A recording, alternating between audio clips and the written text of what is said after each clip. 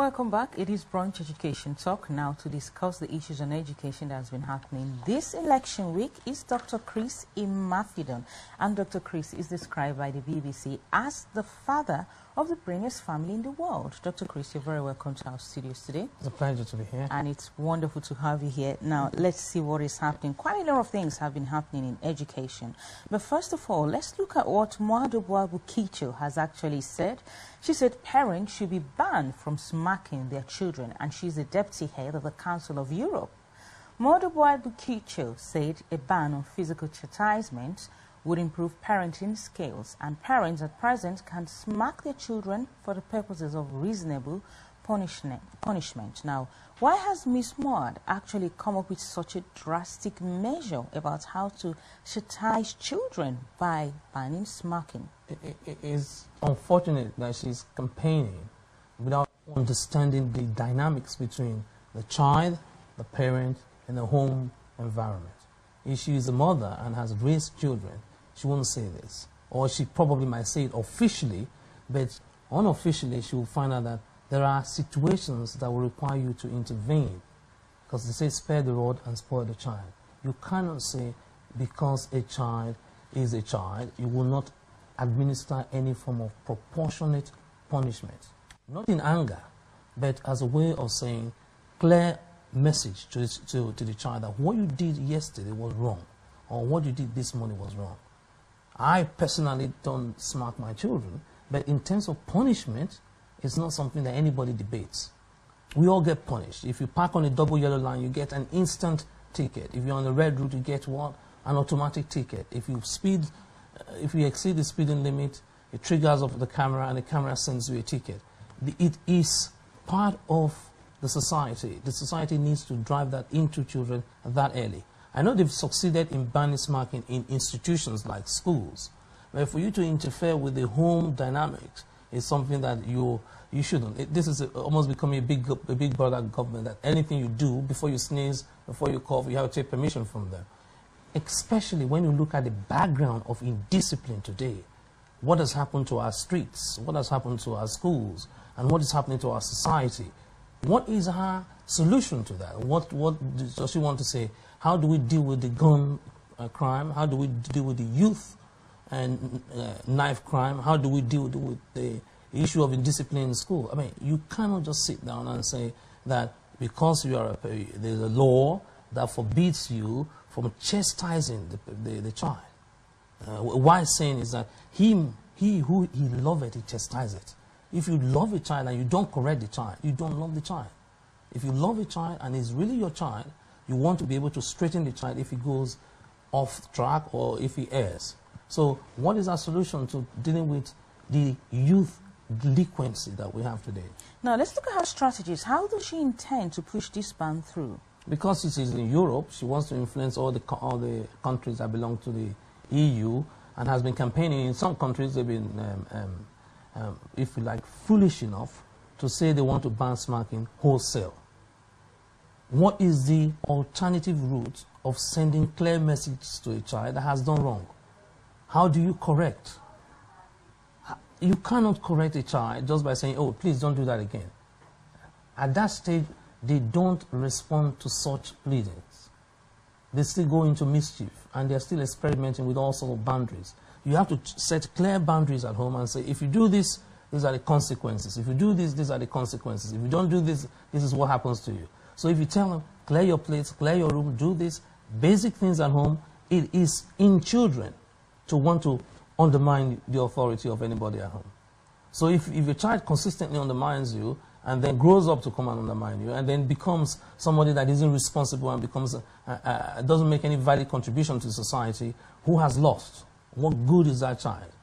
So if you haven't disciplined the child, you haven't brought up the child to know boundaries, to respect authorities and to fear authority, you have failed in your role as a parent.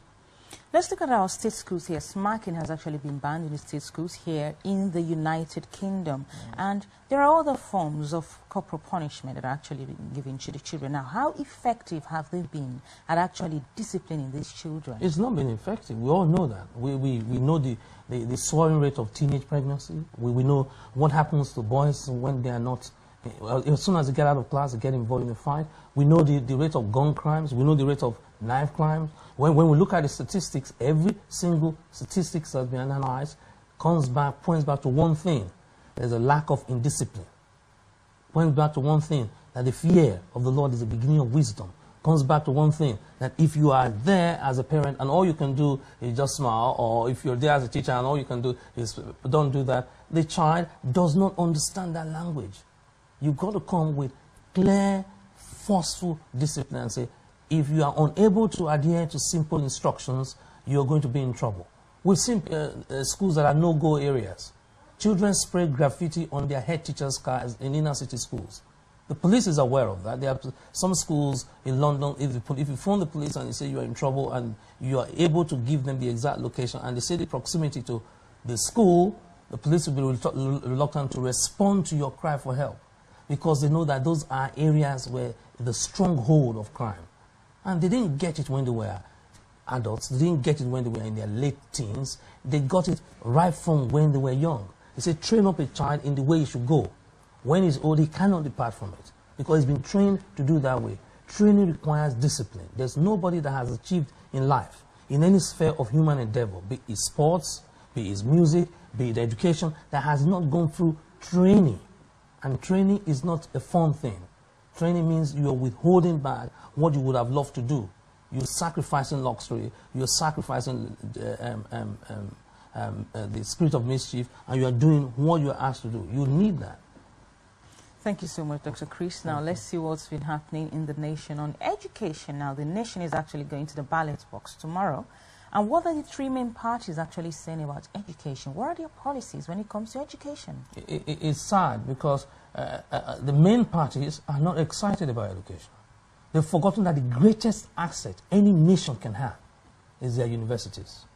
The only political party's manifesto that mentioned the university very frequently, regrettably, is the BNP, which is a shame because if a fringe party can put so much emphasis on education, what is happening to the key players in the political realm? They're shying away from it. It's almost a conspiracy.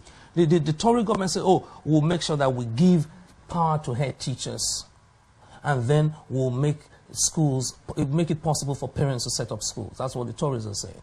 The Conservatives are saying, oh, we should be congratulated because we've done a lot. We've changed the last... Bull was saying that, oh, the schools have been transformed under a Labour government. And then the Lib Dem is saying, oh, we'll pump more money into schools, reduce class size, and then phase out the so-called tuition fee. But the two big parties have not come hard enough.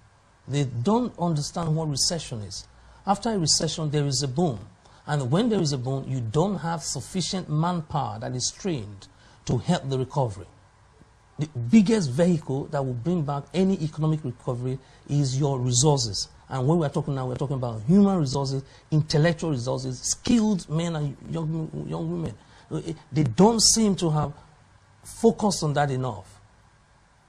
So it's a big disappointment because I would have expected them to come back and say, yeah, clearly in our manifesto, this is what we are going to do. We are going to expand university spaces. We are going to make sure that the secondary schools are going to set street standards now and targets that must be achieved by secondary school. Set street targets and standards that must be adhered to by primary school. No one seems to be doing that.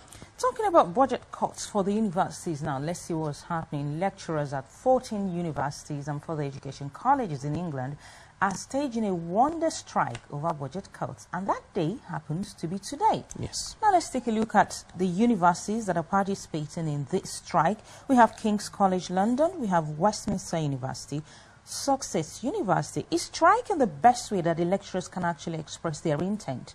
Why are they going on strike? I never support strike. I've never believed that such form of aggression yields anything. But I understand where they're coming from. I understand their sense of frustration because we are reducing the budget by £1 billion pounds. That's what the government is doing. And they're saying that the further education sector must also make a saving of over £340 million. Now, if you are pulling this amount of money out of the sector, it's going to completely collapse. Last year, we could not admit all the young men and women that wanted to come to university.